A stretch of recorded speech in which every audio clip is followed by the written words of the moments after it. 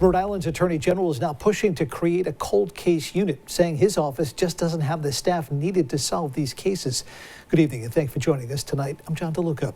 ABC 6 News reporter Daniel Coates joins us now live with details on what the AG wants to do. Daniel. John, good evening. I spoke with the AG just over an hour ago, who told me that in his eyes, this initiative is long overdue. And to have one unit on all of the cold cases in Rhode Island, he believes this could bring answers and some closure to families who have been struggling for decades. With dozens of cold cases floating in Rhode Island, Attorney General Peter Neronha says a unit to crack down on them is long overdue and could shed light on Ocean State mysteries, as Rhode Island State Police bear the burden of cold cases. It's cold for a reason. The trail has gone cold. It's difficult, and you really need to dedicate a set of resources to it. Why is it important? Because every victim deserves justice.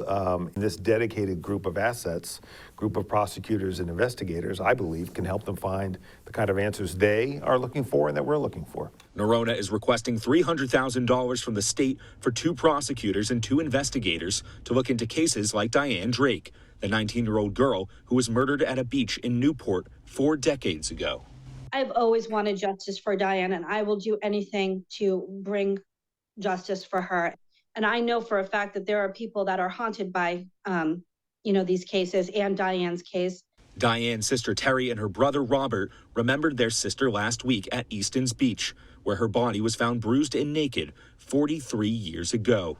Energized at the AG's initiative, the truth is once again within their reach. Sometimes when you get fresh eyes on a case with, new detectives, especially with all the new technology we have nowadays, it could be a game changer. I'm all for it. And I think it would be in our best interest to, hop on this and get this going. Now hoping to move forward, Neronha says his office is already swamped with cases across the state.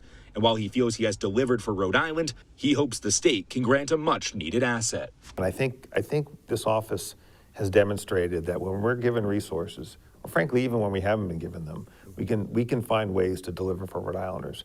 And I think an investment in this office, again, across a number of areas, healthcare, energy, environmental protection, and in this case, a cold case unit, would really benefit Rhode Islanders. And John, ultimately the decision on the AG's initiative is up to the House leadership and Senate leadership as well. So stick with ABC 6 on air and online for continued coverage. For now in Providence, I'm Daniel Coates, ABC 6 News. All right,